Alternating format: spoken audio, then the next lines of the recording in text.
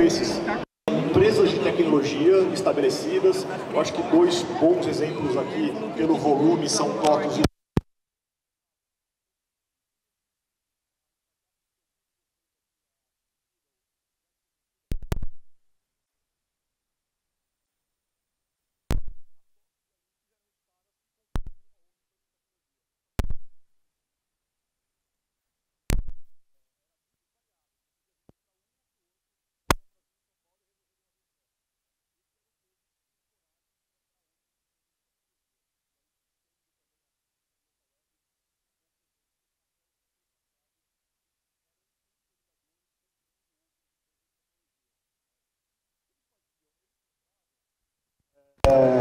vamos passar. Eles compravam, vamos olhar o caso da TOTVS, a TOTVS comprou, olha como esses caras estão antes de todo mundo, antes de haver mato, eles já estavam lá presentes. Eles compraram de 2005 a 2016, 32 empresas.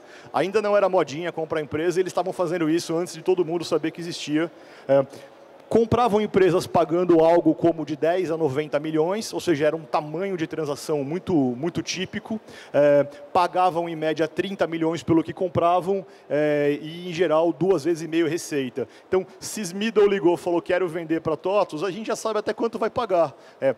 Qual o tamanho do cheque, qual que é o múltiplo que eles pagavam e, mais importante, eles compravam para ampliar o portfólio de produtos, para poder estar presente em geografias novas ou em segmentos verticais novos. Era isso que os movia, né? Então, se a gente pensar Virtual Age, PC Sistemas, CiaShop, são aquisições que a TOTVS fez para entrar em novos segmentos verticais ou novas geografias. No caso dessas três, para entrar em novos segmentos verticais. Está claro isso? Quer dizer, a gente tem até o século passado, poucos compradores, como TOTVS e Lynx. A Lynx, olha lá, comprou 27 empresas, pagou para essas 27 empresas, na média, muito parecido com a TOTVS, pagou múltiplo muito parecido, e a estratégia muito parecida, entrar em segmentos verticais. Então, gente, o que a gente tinha até o século passado eram caras como esses dois, fazendo compras de empresas de tecnologia por cheques um intervalo muito definido, o múltiplo muito definido e com uma estratégia de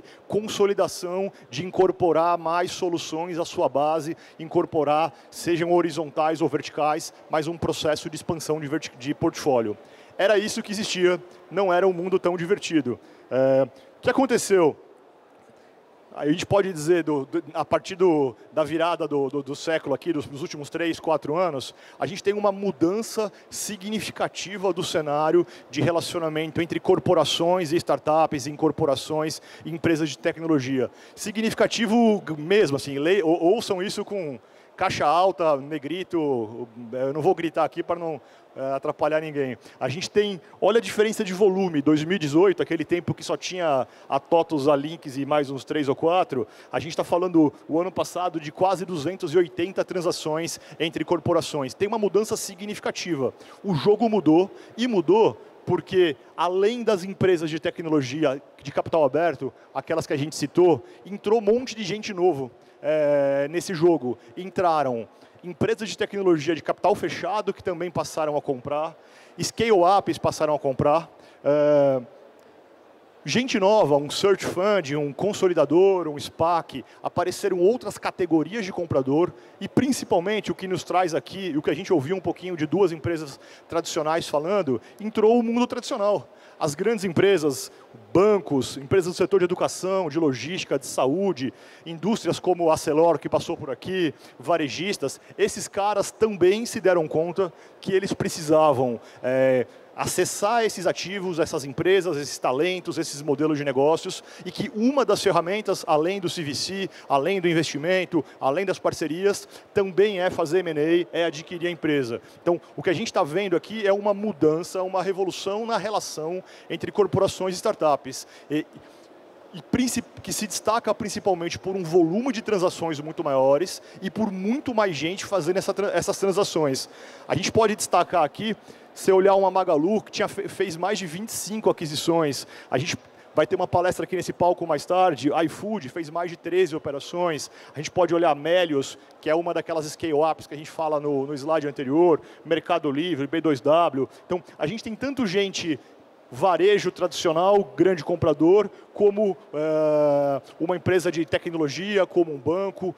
Então, hoje a gente tem muito mais tipos de empresas indo ao mercado, buscando se conectar e fazer aquisições de startups por razões das mais variadas possíveis. Está claro isso? Tem uma mudança significativa. O volume de transação mudou, cresceu de forma muito expressiva, os tipos de empresa que compram também mudou. Então, de novo, lá no exemplo que eu dei dos rapazes aqui da Sysmiddle, acabou a graça. Não tem 2 compradores mais potenciais, tem um bocado de gente. Né? E para cada um desses caras, tem lógicas diferentes, tem motivos diferentes pelos quais eles poderiam comprar uma startup.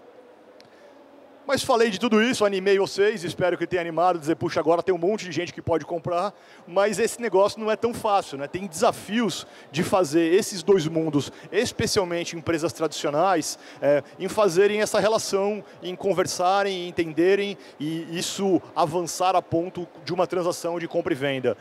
Então, queria passar um pouquinho aqui dos desafios, só para a gente ter claro isso e entender que tem um esforço dos 2 lados, do lado corporação e do lado startup, para poder se aproximar e poder fazer essas coisas acontecerem.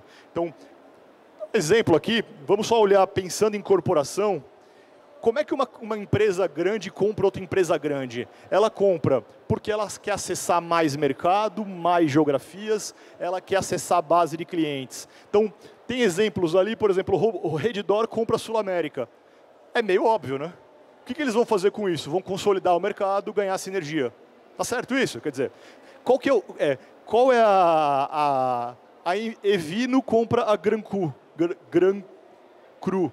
A Soma compra a Hering. Nós estamos falando aqui basicamente de corporação fazendo negócio com corporações, nos quais eu estou basicamente trazendo mais clientes, mais volume, estou consolidando o mercado. Essas transações elas se dão entre iguais, né? E a lógica aqui é, o que motiva o grupo Soma a comprar a Hering é mais escala, mais ponto de venda, mais capacidade de negociar na hora de comprar, mais força para as marcas. Perfeito? Isso é o que foi M&A até outro dia. Então, tipicamente, aqui é um diálogo de iguais, que a estratégia, basicamente, é uma estratégia de buscar sinergia, de consolidar, de ganhar escala. Então, o que move a sala do conselho, que estavam os 2 senhores aqui que fizeram a palestra anterior, vamos consolidar, vamos buscar sinergias.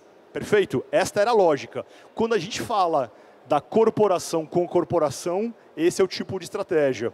Agora, se a gente fala de corporação com startup, o que a gente está falando? A gente está falando, muitas vezes, da corporação estar buscando um novo produto ou uma tecnologia para o seu portfólio, dela estar buscando um novo modelo de negócios que ela não quer fazer sozinha, dentro de casa, que ela não tem tempo, não tem coragem, não tem dinheiro, não tem gente, o que seja. Ou está buscando talento, está buscando cultura. Olha as coisas que a gente trouxe ali para vocês guardarem a mensagem. Gerdau compra Brasil ao cubo, ou investe, compra parcialmente o Brasil ao cubo. Nós estamos falando de uma das corporações mais tradicionais do Brasil, de um segmento super tradicional, que está comprando uma Construtec, acho que chama isso, para poder inovar em modelo de negócio, poder gerar mais valor na sua cadeia do que ela faz hoje. E ela entendeu o seguinte, melhor do que eu querer dentro de casa criar um novo modelo de negócios, eu vou comprar uma participação de uma startup, vou junto com esses caras para o mercado, e esse é o jeito que eu consigo agora, do ponto de vista estratégico, estar presente em mais pontos da cadeia de valor. Então, aqui não é aquela compra entre iguais, não era lá atrás a Redditor comprar a Intermédica ou a Apvida comprar. Nós estamos falando aqui da Soma comprar a Hering, nós estamos falando da Gerdau, uma empresa super tradicional, acessar um ativo que é um novo modelo, um modelo completamente diferente na área da construção. A gente está falando de um negócio mais legal ainda. Alguém já tinha ouvido falar dessa notícia que o Itaú comprou a Zup, uma empresa de Uberlândia? Alguém ouviu essa notícia? Alguém já ouviu? Sabia disso? Levanta a mão. Alguém. Vocês sabem por que o Itaú comprou esses caras? Ele pagou 575 milhões de reais de uma startup lá de Uberlândia para fazer acesso a talentos, a mão de obra que conhece de tecnologia no mercado financeiro. Então, nós estamos falando aqui, o Itaú não comprou um outro banco para poder consolidar mercado, ganhar sinergia, ganhar escala. O Itaú comprou uma baita empresa chamada Zup, de Uberlândia, para poder trazer gente, porque... De novo, vou voltar para a palestra anterior, grande desafio para uma empresa dessa hoje é ter gente para poder fazer sua transformação digital. Eles foram lá em Uberlândia buscar um celeiro de gente boa para poder contribuir com a estratégia digital do banco e, portanto, o que guia aqui, a razão estratégica da aquisição desse M&A não foi consolidar, ganhar sinergia, ganhar escala. Foi acessar talento. Na de cima, foi acessar modelo de negócio. Se a gente olhar para a TOTVS, alguém lembra disso? A TOTVS comprou a Supplier tem uns 2 anos atrás. Foi a maior compra da história para a TOTVS até aquele momento. Ela pagava em média de 10 a 90. Aqui ela pagou 455 milhões pela Supplier. Vocês sabem por que a TOTVS comprou a Supplier? Porque ela falou, puxa, eu já tenho 40 mil clientes aqui de sistema de gestão empresarial, todos esses caras têm que pagar boleto, todos esses caras têm fornecedores, todos esses caras têm funcionário recebendo a folha de pagamento. E se eu colocar fintech nisso aqui, se eu fintechizar a minha oferta, puder oferecer para o meu cliente um adiantamento de recebível, um crédito consignado em folha, será que eu consigo fazer rentabilizar mais a operação que eu tenho? Será que eu gero mais valor para a minha base de clientes? Aí ela foi buscar na aquisição de uma startup, o acesso a esse novo modelo para que ela pudesse incrementar a sua oferta com serviços financeiros. Então, de novo, para uma estratégia importante da empresa, que é acrescentar uma camada de serviços financeiros, ela entendeu que ao invés de fazer dentro de casa, para poder ter velocidade, para poder ter qualidade, para poder conseguir fazer parar de pé, fazia mais sentido gastar 450 milhões de reais e então fazer a aquisição da Supplier. Se a gente olhar, acho que tem um outro caso aqui da Duratex, é muito interessante porque também é indústria super tradicional, acho que a gente pensa, né, claramente com uma indústria tradicional, comprando uma plataforma digital de relacionamento com decoradores, com especificadores, para poder cobrir o cliente na jornada toda. Então, em vez de ficar olhando lá dentro da fábrica, ele está buscando uma estratégia de ficar mais próximo dos clientes no fim da jornada, na hora que ele decide qual o produto que ele está adquirindo. Então, o que eu quero chamar a atenção aqui, diferente do que se fazia no passado, ou no que se fazia no passado, e na relação entre grandes empresas, aqui nós estamos vendo que as estratégias, o que move o BMG, a ArcelorMittal, a Gerdau, a TOTVS, é muito mais do que apenas consolidar e escalar. Eu quero achar uma startup que me colabore com tecnologia nova, ou com produto novo, com um novo modelo, com talentos, e com muitas outras estratégias. Então, acho que a primeira coisa importante é ter claro que tem uma diferença aqui, quando a gente fala de M&A, as razões estratégicas são diferentes e é fundamental para a turma que é startup, que está aqui presente, conseguir entender isso. Por que faz sentido para uma empresa dessas a minha startup? E do lado de lá a mesma coisa. Por que para o BMG faz sentido a Sysmiddle? Não sei. Agora, faria sentido? De que jeito faria sentido? Não é apenas porque ele vai comprar carteira de clientes e vai consolidar, mas é que ele pode usar a sua tecnologia, o seu modelo, para, a partir disso, fazer alguma coisa que tenha muito valor para a base de clientes deles. Então, acho que a primeira coisa para ficar a mensagem aqui, a mudança é importante. Corporação com corporação é um tipo de estratégia, corporação com startup, o que a gente está buscando é resolver várias dores diferentes que a gente sozinho, numa grande empresa, não consegue fazer. Segunda coisa, e o mais importante de tudo para hoje, antes do almoço, é quanto vale, quanto que eu pago? Né? Quanto que vai valer minha empresa? Esse cara vai pagar bastante dinheiro pela minha empresa? E aí, assim, quando a gente está falando de uma empresa, uma rede de supermercados comprar o outro, é difícil fazer o valuation? Não. Assim, existe um certo nível de consenso, porque esses caras, duas grandes empresas, vão falar a mesma língua. Eu consigo abrir o terminal Bloomberg ali e ver qual que é o preço-alvo da ação, se for uma empresa de capital aberto. Eu consigo fazer um fluxo de caixa descontado com um grau bastante razoável de previsibilidade e dizer qual é o preço. Então, normalmente, quando eu estou falando de Grupo Hering e Soma fazendo a transação, é muito provável que havia um consenso muito claro sobre o preço. Projetar o faturamento da Hering para os próximos 5 anos é mais fácil do que projetar o faturamento da startup daquele rapaz ali nos próximos 5 anos. O grau de risco que tem na projeção é muito diferente. E, portanto, quando a gente faz negócios entre esses dois caras, é razoavelmente fácil para o CFO dizer, bacana, eu concordo que a empresa B que eu estou comprando vale tanto e vou pagar isso por ele. Existe consenso, existe previsibilidade, existe comparação, acesso às informações, está tudo mais ou menos redondo para fazer valuation e chegar num acordo de preço. Bacana? Eles estavam acostumados a fazer negócio assim. Aí, gente, qual que é a novidade? Aí você pega esse CFO e fala, vamos comprar uma startup, a O2O. Aí ele fala assim, olha, tem um probleminha, parte do valor dessa firma está no futuro. Não está agora, não adianta olhar para o balanço hoje, olhar para o fluxo de caixa hoje. O valor está lá na frente. Ela cresce de forma exponencial, mas ninguém sabe se cresce ou explode de forma exponencial. Quanto que vale esse cara? Ou outro jeito de dizer, quanto custaria para eu fazer dentro de casa? Ou pior ainda, quanto custaria se eu não tiver alguma coisa desse tipo dentro de casa e meu concorrente tiver? A gente já teve lá na Queston algumas dezenas de horas muito alegres com os CFOs discutindo por que uma startup vale 10, 20, 50, 100 milhões. E é muito diferente a base da conversa. A base da conversa não é consenso, previsibilidade. Nós estamos falando de um negócio que muito do valor dessa startup está no futuro. Está na capacidade dela crescer, dela incorporar mais produtos e serviços.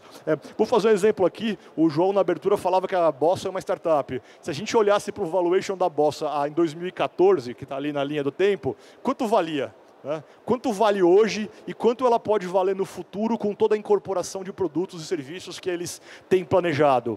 Boa parte do valor, do valuation da Bossa hoje é o futuro. É o banco, é o Academy, é um monte de coisas que eles ainda vão fazer. Agora, como é que eu precifico isso? E o cara da corporate, o CFO, que vai ter que assinar o cheque, fala, beleza, eu concordo que vale esse monte de dinheiro e o seu fluxo de caixa é negativo, você não gera EBITDA, mas você vale esse bocado de dinheiro lá na frente. Então, tem um desafio grande, a gente tenta trabalhar bastante com isso, com os nossos clientes e com os compradores, em como é que precifica esse ativo, mas talvez a boa discussão seja os dois itens que estão aqui embaixo, seja um pouco quanto vale, um pouco qual é o valor futuro dessa empresa, mas para muitas empresas o convite é, e se eu não fizer? Ou se eu for fazer dentro de casa, se a TOTUS tinha caixa para fazer uma fintech dentro de casa? Pode responder, tinha caixa? Tinha.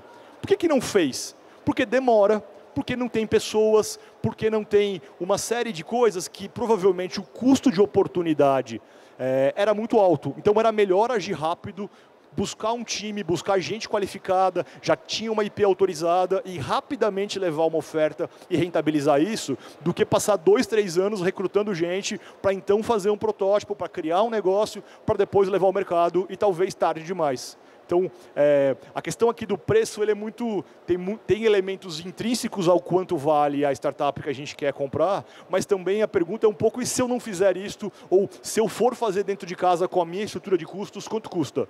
Chamado custo de reposição. Ou se eu deixar de fazer isso e meus concorrentes fizer, ou a receita que eu estou abrindo mão de trazer por conta dessa operação, quanto me custa isso? Então, acho que tem uma série de coisas aqui que saem da cartilha, que era eu precifico por 3 vezes receita, eu precifico por 10 vezes EBITDA.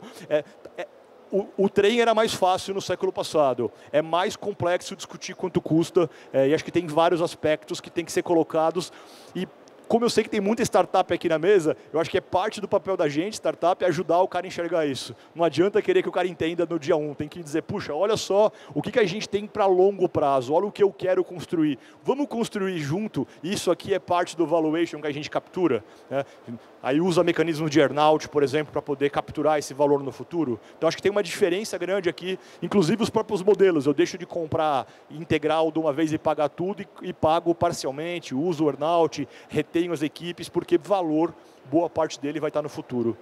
Tá claro isso, gente? Então, corporação com corporação em estratégia é uma coisa, em valuation também é diferente. Aqui tem novos desafios, tem muitas práticas sendo criadas. Tá todo mundo aprendendo a fazer esse negócio aqui ao vivo nos últimos tempos. E aí, a parte mais divertida quando a gente fala de corporação com startup é que quando a Ering a Hering não, a Soma vai comprar a Hering, ou, sei lá, o Pão de Açúcar vai comprar uma outra rede de supermercado, esses caras falam a mesma língua, né? O pessoal do jurídico, da auditoria, todo mundo fala a mesma língua. Tá tudo tranquilo. Ambas são auditadas, ambas são SA, tem balanço, tem DRE, tem conselho, tá tudo bonitinho, é mais ou menos fácil fazer uma diligência porque a empresa está auditada. Aí, gente, quando vai uma corporação com um certo grau de aversão ao risco fazer negócio com uma startup, eu sei que nenhuma de vocês aqui tem esses probleminhas que eu listei ali, mas às vezes o cara, ou ele é uma LLC em Delaware com 235 sócios, ou ele está no Simples Nacional com um KNAI errado, com um monte de funcionário MEI, não sei se já viram isso acontecer, só assim, só para curiosidade. Tá cheio de contrato de vesting pendurado que ninguém controlou, mútuo conversível expirado, né, Bustro? Às vezes expira o mútuo, os caras esquecem de converter. Tem lá no cap table aceleradora, anjo, venture capital, a mãe do cara, tem direitos diferentes. Aí eu pego essa salada aqui e falo para os amigos da Gerdau, olha, o jurídico da Gerdau é um pouquinho diferente do que você está acostumado. O cara é pequeno, mas é muito mais complexo do que eu comprar uma grande empresa. Então, também, e falando aqui, faz de conta que o lado de cá é o lado de startup, falando para o lado de startup, é parte do nosso dever, para poder fazer negócio com uma grande empresa, arrumar esse trem aqui. Tem hora que é demais, tem hora que todo mundo MEI, KNAI errado, Simples Nacional, cap table que ninguém sabe o que tem dentro, tem que arrumar, porque senão não dá para fazer negócio. Do outro lado, a turma da corporate ali, precisa também aprender a fazer, entender mecanismos de mitigação de risco, como é que faz, você quer dançar o baile com esses caras, vai ter que tomar um risco diferente, vai ter que aprender a construir modelos de mitigação de risco para poder ser capaz de fazer negócio. Porque se for a barra lá no topo, novo mercado nível 3, não vai fazer negócio, né? Porque não vai ter como ter risco zero numa operação com um cara desses. Mas nosso lado startup aqui, gente, tem lição de casa. Não adianta querer achar que vai fazer negócio com uma empresa de capital aberto, que tem um compliance relevante, que tem um monte de regra, com um enorme nível de passivo colocado, com coisas que precisam ser arrumadas. Então, acho que se eu puder deixar aqui uma ideia, ligue para o seu contador, né? Vamos começar a arrumar a casa. Mas Rafael, ainda estou na fase de ver se sobrevive a firma. Beleza, passou essa fase, começou a ganhar atração, estou começando a querer pensar em fazer uma operação de investimento ou de saída, precisa arrumar a casa, precisa estar pronto para dar sorte. Que quando o telefone tocar, a pior coisa do mundo é não poder fazer negócio, porque tem um monte de bagunça dos aspectos contábeis, tributários, trabalhistas. Isto inviabiliza negócio. Você não vai ganhar ponto positivo porque você está com a casa arrumada, mas você vai deixar de fazer negócio porque você não o cara tem um nível de risco que o seu potencial comprador não pode, por conta da regulação, por conta do compliance, ele não pode assumir. Então, a gente tenta, né, de novo, como advisor de M&A de startups, ajudar nesse processo de organizar o que é necessário, né, para poder tornar líquido a empresa, para que ela possa fazer negócios e a gente possa fazer essa ponte aqui entre mundos que têm níveis muito diferentes de exigência, né? A gente vive no mundo startup com um nível de exigência bem baixo. Basta abrir um simples e pôr um MEI, está tudo resolvido, mas não dá para fazer negócio com os amigos ali da ArcelorMittal desse jeito. Tá claro isso, gente? Eu lamento dizer essas notícias tristes essa hora do dia, mas liga para o contador, pede o balancete, começa a organizar esse trem, porque não tem jeito. Eu estou fazendo transmissão de pensamento para trocar slide, porque aí pulou. E aí, deixa eu falar talvez do aspecto mais quente do que a gente tem acompanhado. Vou de novo lá para o corporação comprando corporação. Como é que é o dia seguinte disso? Se a gente olhar isso aqui, tipicamente nós vamos falar de eu incorporo essa empresa, a minha empresa, eu tenho um alinhamento cultural, porque provavelmente era todo mundo bicho corporativo igual. Na palestra anterior foi chamado isso de gato gordo, eu gostei da expressão, então estou trazendo eu para cá. É gato gordo comprando gato gordo, falam a mesma língua, têm a mesma cultura, eu trago todo mundo para a minha firma, crachá para todo mundo, vale refeição para todo mundo, está tudo igual, bônus, meta, e é isso, a mesma língua. E provavelmente o que o Pão de Açúcar faz a comprar um outro mercado é trocar o logotipo. Trocar a fachada, muda o sistema para ser o mesmo, se já não for o mesmo, consolida o resultado e acabou. Não muda muito o dia seguinte de ninguém. Tá claro? Dá para comprar, incorpora, preocupa com escala, preocupa com sinergia, vamos embora. Perfeito? Esses caras, a gente, estão acostumados a fazer isso. Agora, esses caras das tais corporações, quando eles compram uma startup, a gente precisa ajudar a fazer o dia seguinte funcionar. E não adianta repetir isso aqui. Isso aqui é receita para dar errado. Conheço 238 casos de horror que tentaram fazer isso com startup. Gente, não vai funcionar. Seja corporação, seja startup, não adianta vir com a mesma cabeça que você está jogando o bebê com a água da bacia. Você está comprando um cara porque, caramba, eu tenho uma cultura de inovação, é uma cultura de primeiro faz, depois pede por favor. Eu tenho uma cultura de agilidade, de tomar risco. Eu comprei por causa disso. Aí eu trago ele para dentro e falo, não, filho, agora tem regra, acabou a palhaçada, não pode errar. A cultura aqui, a gente não pode tomar gol. Só que é empresa grande, só que tem regulador, eu não posso errar. Então, se a gente pegar esses caras aqui e colocar no mesmo prédio, com a mesma cultura, a gente está desperdiçando parte da lógica do que nos trouxe até aqui. Quer dizer, se o Itaú pegar todos aqueles 1000 talentos que ele trouxe de Uberlândia e colocar no prédio ali da Avenida do Estado, vai virar a mesma coisa em 5 minutos. Então, acho que o mercado está aprendendo e estamos todos nós tentando descobrir como fazer o dia seguinte. Talvez seja o grande campo de desafio, onde tem menos bibliografia, onde tem menos boas experiências. Como é que eu faço o dia seguinte da relação entre uma corporação e a startup que ele adquiriu? Algumas coisas a gente acha fundamental. A gente acha fundamental e percebe que funciona melhor quando a gente vai para modelos de autonomia. A gente vai para modelos que a gente deixa o cara lá, famoso não mexe com o time que está ganhando. Deixa o cara, dá autonomia. É muito mais um jogo de incentivos e a gente alinhar um caminho, ter uma governança para isso, do que entrar num microgerenciamento, do que tentar colocar dentro da estrutura da empresa. Um espaço para aprender todos juntos em como fazer melhor esse dia seguinte, mas com toda certeza as boas práticas que a gente já viu e tem acompanhado, elas passam por dar autonomia, por preservar a cultura, por criar um modelo menos de penalização e mais de incentivo. Então, eu acho que, porque senão não faz muito sentido, né? Eu trouxe alguém porque eu quero agilidade, eu trouxe alguém porque eu quero cultura, eu trouxe alguém porque tem uma mentalidade de falhar rápido ou falhar e começar de novo, e aí eu trago para um outro ecossistema, para uma outra mentalidade, aí as coisas fazem pouco sentido. Gente, em suma, tentando fazer curta aqui uma longa história, o que é o positivo aqui que eu quero chamar a atenção para vocês? Vocês que estão construindo startups ou que são representantes aqui de corporações, acho que esses mundos nunca estiveram tão próximos. Esse evento aqui é uma demonstração disso. A quantidade de empresas que estão presentes, a gente não sonhava em vê-las presentes num evento de startup há 10 anos atrás. A gente entende que tem diferenças desses mundos, o que conecta essas startups a grandes corporações.